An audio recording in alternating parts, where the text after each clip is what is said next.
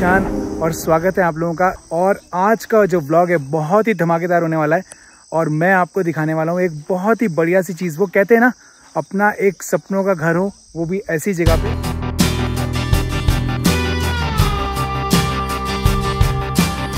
और अगर वो घर चलता फिरता हो तो आप कहीं पे भी इस संसार के किसी भी कोने पे जा सकते हैं। और आई एम श्योर हमारी जो ओवरलैंडिंग की जो दुनिया है, कैंपिंग कल्चर जिसे धीरे धीरे डेवलप होते जा रहा है, आप बखूबी उनको जानते होंगे। जी हाँ, मैं आपको मिलवाने वाला हूँ हमारे अपने बहुत ही चहेते कारवा भारत विवेक जी से। तो ये रहे हमारे विवेक जी। सर क्या बात है सर, नमस्कार, कैसे हैं आप? बहुत अच्छे, बहुत अच्छे। तो सर पहली बात तो मैं आपको बता दूं कि आपके पीछे जो आपका चलता फिरता घर है, हम उससे बहुत ज़्यादा प्रभावित हैं। सिर्फ मैं नहीं, हम सब ऐसे बहुत सारे लोग हैं जो अपने अपने घर पे बैठे बैठे स्क्रीन्स पे इन्हीं सपनों की दुनिया में खोए हुए रहते हैं। तो आज क्या है, ये हमारे जो व्यूअर्स हैं उनके लिए व्लॉग बहुत ही विशेष होने वाला है। इस पे आज हम बात करने वाले हैं आपके ओवरलैंडिंग ट्रक के बारे में, क्योंकि हमने आपके पास में वीडियोस देखे जिसपे आपके पास एक फोर्स ट्रैवलर वैन हुआ करती थी, जिससे आपने ग्रेजुअली अपग्रेड किया इस ट्रक के अंदर। तो सर हम लोग सब आपके अनुभव जानना चाहते हैं, प्लीज हमसे साझा करिए। और आपका बहुत बहुत स्वागत है हमारे चैनल में। थोड़ा सा हमें बताइए, सबसे पहले मैं ये स्टार्ट करना चाहता हूँ, मैं ये पूछना चाहता हूँ कि सर ये जो ख्याल है ओवरलैंडिंग का, ये आपको कहाँ से आया और क्या प्रेरणा दी इस चीज में? अंदर चलते हैं और अंदर प्लीज चलिए। तो गाइज हम लोग एंटर कर रहे हैं हमारे सपनों के सफर इस ट्रक के अंदर।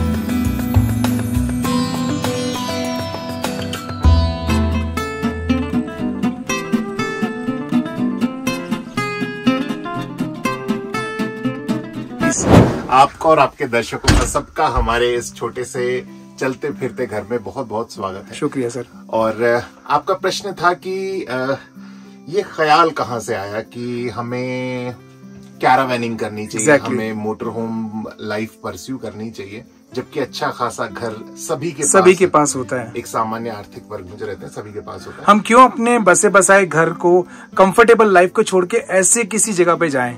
जी। मतलब इसमें कोई अतिशयोक्ति नहीं होगी अगर मैं बोलूंगा कि this idea came out of Covid. I am a film maker by profession, so हमारे पास जो आपने पहले टेम्पो ट्रैवलर का जिक्र किया, वो गाड़ी हमारे पास पहले से ही थी जी। और उसको हम फिल्म मेकिंग में इस्तेमाल करते थे। पर जब कोविड आया, everything was lying idle, so our cameraman was also lying idle. और हमें लगा यार इसका कुछ तो भी उपयोग करना चाहिए। सो वहां से मतलब हमारे जीवन में ओवरलैंडिंग बहुत पुराना विषय नहीं है, बहुत नया विषय है जी। और तब हमने पहली मतलब जैसे ही पहली वेव खत्म हुई तो हमने पहली ओवरलैंडिंग ट्रिप अपनी परस्यू करी। That was towards Badrinath and we literally enjoyed that trip. ऐसा मतलब बहुत ही हल्का एक उदाहरण दे के आपको समझाता हूँ। जैसे कि आप कॉलेज में पढ़ रहे होते हैं और किसी लड़की से आपको प्रेम हो जाता है। क्या बात है। तो अनायास ही जो आपके रास्ते हैं, अपने घर का जो रास्ता है वो उसके घर से होकर जाने। अरे वाह बहुत खूब। तो क्या है जी, हमारे साथ भी वैसा ही हुआ कि हमें प्रेम हो गया इस प्रकार के जीवन से। बहुत ही शानदार। और जो हम सीधे चल रहे थे वो चल तो रहे हैं, पहुंच तो वहीं रहे, गंतव्य रास्ता बदल गया है कुल मिला के। पर सर मुझे ऐसा नहीं लगता आज की इस जिंदगी में, मतलब एक तरीके से वो दौड़ भाग वाली ही जिंदगी है। तो मुझे ऐसा लगता है कि कहीं ना कहीं हमें इंसान इस जिंदगी को चुनना चाहता है, ढूंढना चाहता है। तो मुझे ऐसा लग रहा है कि आप तो पहले से ही इस चीज को मतलब भांप चुके हैं और उस चीज को आप उस चीज को जी रहे हैं, मुझे ऐसा लगता है। तो क्या लोग इस चीज को सही मानते होंगे? देखिए, बहुत अच्छा प्रश्न आपने किया। सही गलत का निर्णय तो खैर व्यक्तिगत हो सकता है, पर जो प्रश्न मेरे संदर्भ में लोग पूछते हैं वो बताता हूँ। एक कि भाई परस्यू तो हम भी करना चाहते हैं, आज हमारी लाइवलीहुड का क्या होगा, अर्निंग्स का क्या होगा, आजीविका का क्या होगा। देखिए हमने क्या किया, हमने दो काम करने का प्रयास किया। एक, अपनी आवश्यकताओं को थोड़ा सा नहीं कहूंगा, मैं बोलूंगा पर्याप्त हमने कम करने का प्रयास किया। बिकॉज जब हम टाइम का इन्वेस्टमेंट अपना दूसरे क्षेत्र में कर रहे हैं, ओवरलैंडिंग में कर रहे हैं, घूमने में कर रहे हैं, तो निश्चित तौर पर उतना पैसा तो हम कमा नहीं सकते। तो एक चीज तो ये है कि या तो हमारे पास बैंक बैलेंस हो उतना, वो हमारे पास था नहीं, तो हमें लगा कि अपनी आवश्यकताओं को घटाना चाहिए। एक काम हमने ये किया। बहुत बढ़िया। दूसरा, जीवन का पर्सपेक्टिव हमारा थोड़ा सा बदल गया।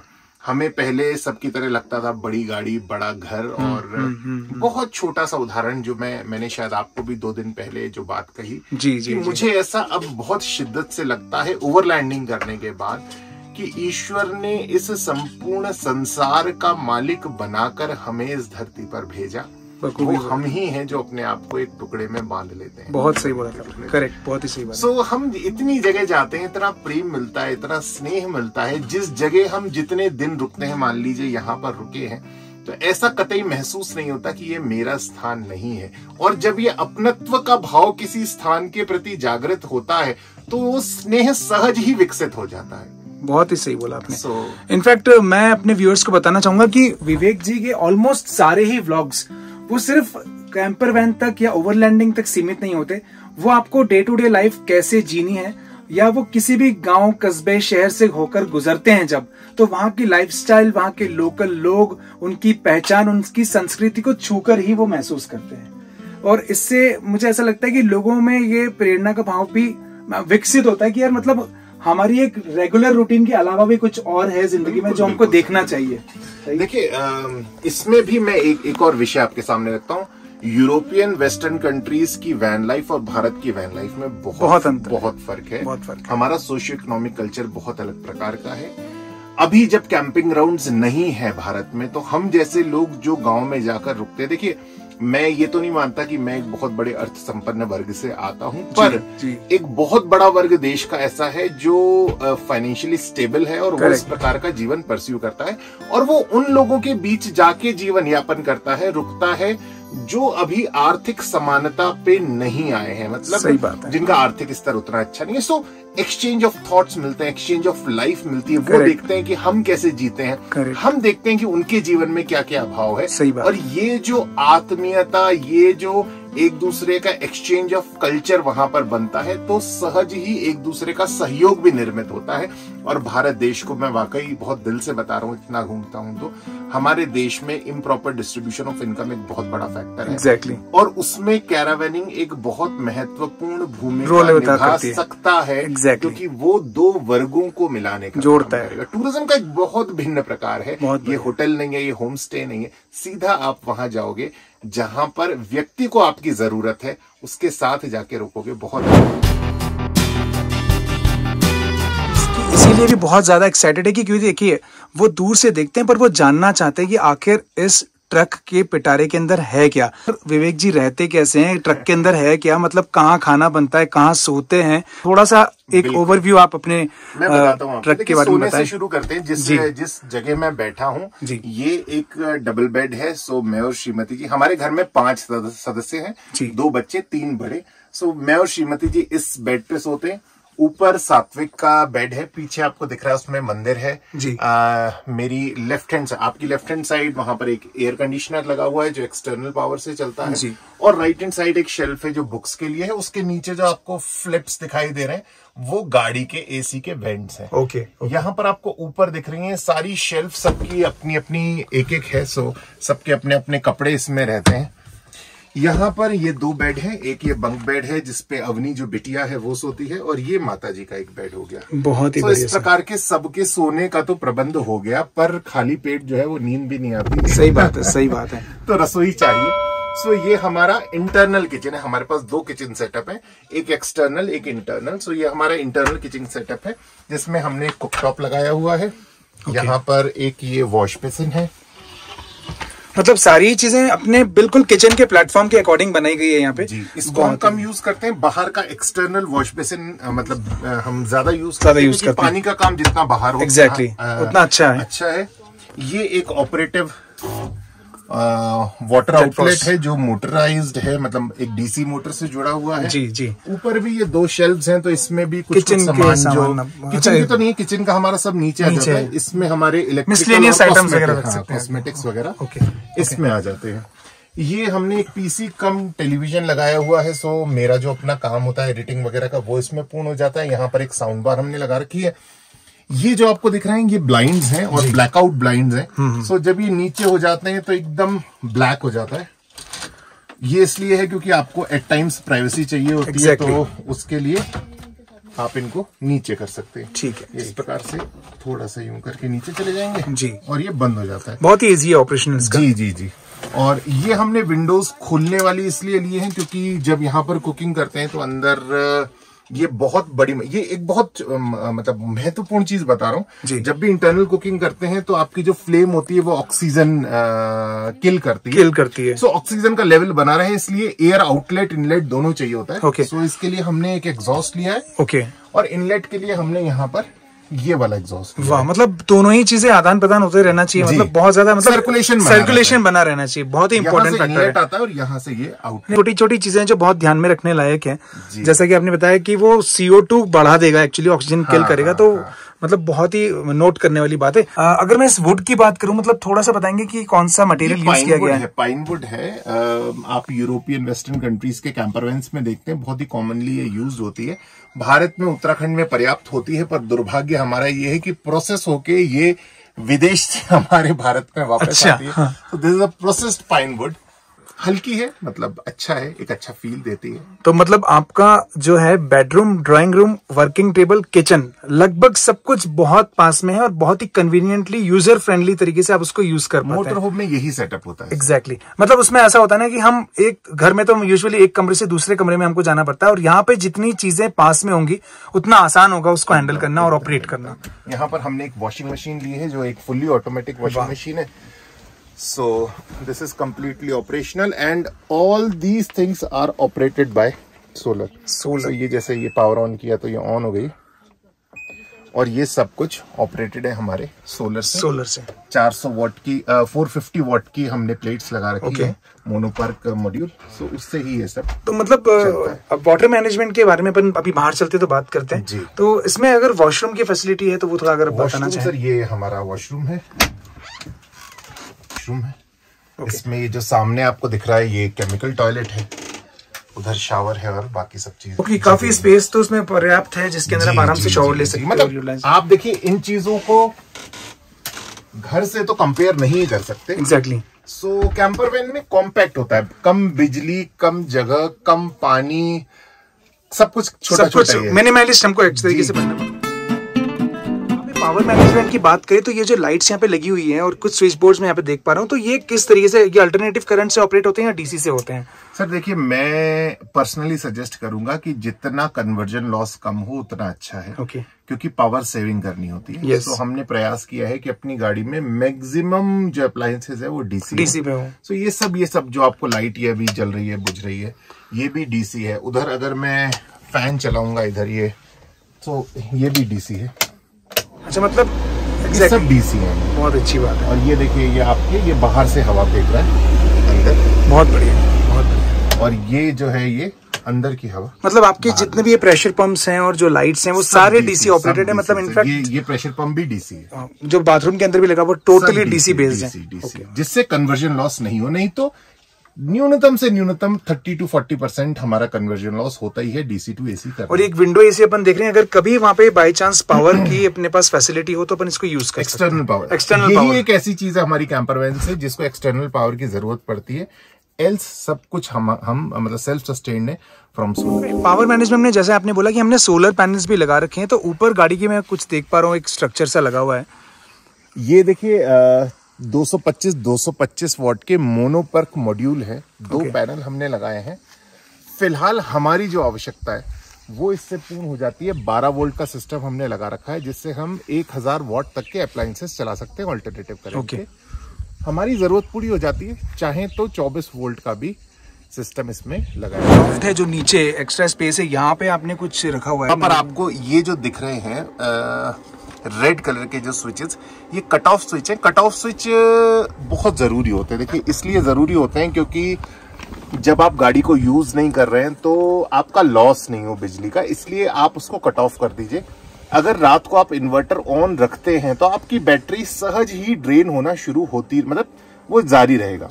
तो बैटरी से इन्वर्टर का कनेक्शन काट दीजिए, सोलर से इन्वर्टर का कनेक्शन काट दीजिए। क्योंकि हमारी जो बैटरीज हैं वो ऑल्टरनेटर से भी चार्ज होती हैं, सोलर से भी चार्ज होती हैं और एक्सटर्नल पावर से भी चार्ज होती हैं।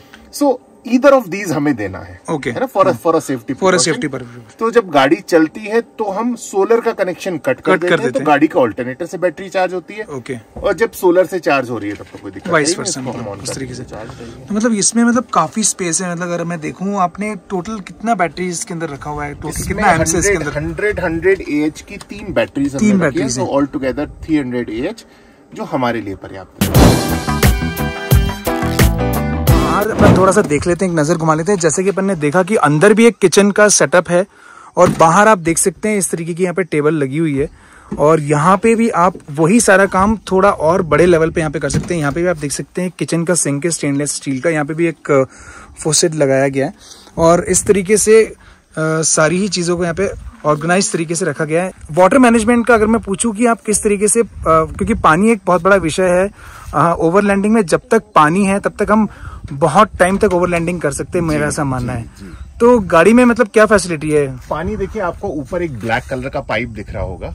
सो हमने क्या किया है, 10 इंच का एक इंडस्ट्रियल पाइप लिया फाइबर का, जो कम वजन का आता है, फाइबर है इसलिए, और उसको हमने पूरी गाड़ी पे एक यू की तरह घुमाया है। ओके। सो ये हमने इसलिए लिया जिससे कि इक्वल वेट डिस्ट्रीब्यूशन पूरी गाड़ी पे हो पाए, एक जगह वजन न पड़े, और वी आर प्रीटी सेटिस्फाइड। मतलब दिस इज ऑलमोस्ट एक एक्सपेरिमेंट ही था, बट अंततः ये नियरली मतलब 500-550 लीटर का आपको वाटर कैपेसिटी देता है। 550। और काला इस पे कलर करा हुआ है, तो इनफैक्ट गर्मी के दिनों में गर्म रहता है पानी। जैसे कि अभी मैंने स्नान किया आपके ब्लॉग के लिए तैयार होने के लिए। जी। सो अभी पानी ठीक था, इट वाज ऑल फाइन। तो इनफैक्ट मतलब एक्सट्रीम ठंड में भी अगर धूप निकली तो पानी आपको गुनगुना पानी तो मिल ही जाएगा। देखिए, वो गर्म पानी तो नहीं मिलेगा जैसा गीजर से आता है जी, पर एक नॉर्मल टेम्परेचर पे पानी जल्द आ जाता है, रादर देन कि आप किसी और माध्यम में स्टोर करें पानी। ये पूरा सेटअप लगाया हुआ है आपने, जो आप इंडस्ट्रियल पाइप्स बोल रहे थे, उसका पूरा इंटरनल फिटिंग की गई है,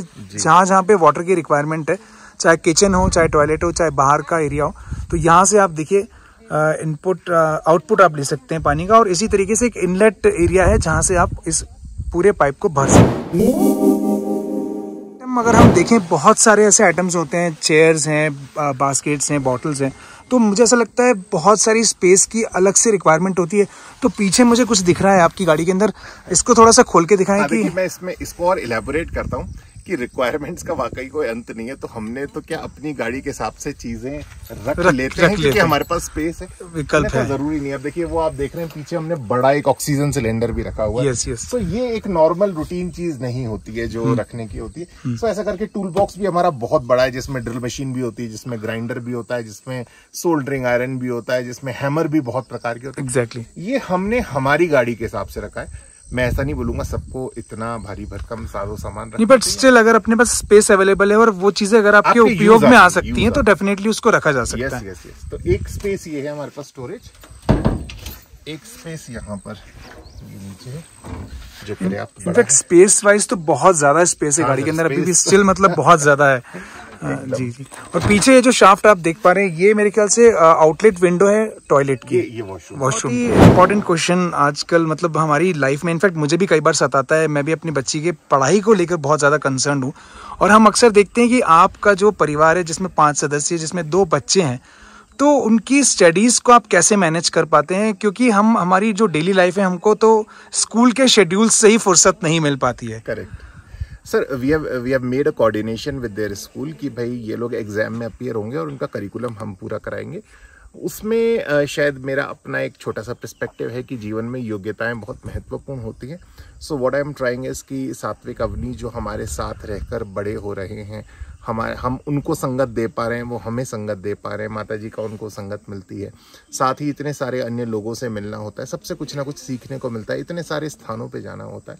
सो ये सब कुछ भी जीवन में उनके एक लर्निंग की तरह चल रहा है, और जो करिकुलम है वो भी वो परस्यू कर रहे हैं, और साथ में जो एजुकेशन का ये प्रकार है वो भी वो परस्यू कर रहे हैं। पर मुझे सर ऐसा लगता है कि देखिए, जो थियोरेटिकल नॉलेज है, जो बुकिश नॉलेज है, उसके अलावा ये जो वैन लाइफ के अंदर जो बच्चे सीख रहे हैं, क्योंकि अंत में जिंदगी जीने के मायने ही उनको ज्यादा काम आएंगे एक्चुअली, तो मुझे ऐसा लगता है वो बखूबी आप उनको दे पा रहे हैं एक्चुअली। मतलब अभी तो मैं बोलूंगा कि this is a kind of experiment जो हम अपने जीवन के साथ कर रहे हैं। निश्चित तौर पे आने वाले 8-10 साल बाद जो भी इनका भविष्य जैसा भी होता है, शेष तो परिणाम आप सबके सामने आएगा ही। और मैंने सुना है कि आप तो जितना एंजॉय करते हैं अपनी ओवरलैंडिंग को, साथ में आपकी जो माता जी है वो भी बहुत बखूबी उस चीज़ को एंजॉय करती हैं।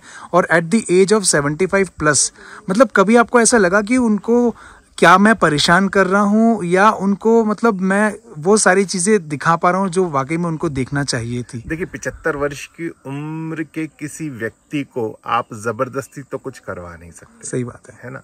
तो वो मन से हमारे साथ हैं, इसलिए साथ हैं। दूसरा, मुझे लगता है कि घर में रहकर एक पलंग पे लेट के जीवन के अंतिम क्षणों का इंतजार करना, ऐसा क्यों ही करना। ईश्वर ने, मैं तो ये मानता हूँ, हमारी तो कुछ हैसियत नहीं है, ईश्वर ने मुझे ये अवसर दिया कि उनको घुमाना था उन्हें इस उम्र में, और उन्होंने माध्यम शायद बस मुझे चुना। हम उनके कारण ही हम जो भी यात्रा कर रहे हैं वो कर रहे हैं, और जीवन में जो लिखा है खैर वो तो आनंददायक है, बहुत आनंद आता है। बहुत खूब सर, बहुत खूब। मतलब मैं आप लोगों को बता दूं कि सर की जो जर्नी है वो बहुत ही इंस्पिरेशनल है, और इनकी जर्नी मैंने जैसे कि बोला कि जहाँ जहाँ से गुजरती है हमें कुछ ना कुछ सिखाती है, बहुत सारी लर्निंग्स देती है। और इसी तरीके से क्या है कि सर अभी धीरे धीरे करके पूरे भारत भ्रमण पे निकले हुए हैं। और देखिए, कनेक्टिविटी बहुत ज़्यादा इंपॉर्टेंट होती है, और मुझे ऐसा लगता है कि शायद ही कोई व्यक्ति ऐसा होगा जो विवेक जी को नहीं जानता होगा। और इसी तरीके से मुझे ऐसा लगता है कि आप लोग भी अगर इनके व्लॉग्स देखते हैं, और अगर नहीं देखते हैं तो प्लीज़ जाके देखिए। आपको वैन लाइफ कल्चर तो देखने को मिलेगा ही वहाँ पे, साथ में आपको बहुत सारी नई चीज़ों की जानकारी आपको प्राप्त होगी, ट्रैवलिंग से रिलेटेड, जिंदगी के मायनों से रिलेटेड। ओवरलैंडिंग ट्रक जो एक नया रूप भारत के अंदर बढ़ता चला जा रहा है, और मुझे ऐसा लगता है कि this is the first vehicle in India actually which is performing all these things. मैं चाहता हूँ कि आप लोग प्यार दें, और विवेक जी का एक चैनल है कैरावैन भारत, जाके उसको प्लीज़ सब्सक्राइब करें, और वहाँ पे बहुत अच्छे अच्छे इंस्पिरेशनल वीडियोस होते हैं। विराम देता हूँ मैं इस ब्लॉग को, आशा करता हूँ कि आपको ये ब्लॉग पसंद आया होगा। लाइक करें, शेयर करें और कमेंट करके को भी सब्सक्राइब करना। नहीं sir, thank you so much, thank you. तो चलिए लेता हूँ आपसे अलविदा। Take very good care of yourself and bye bye.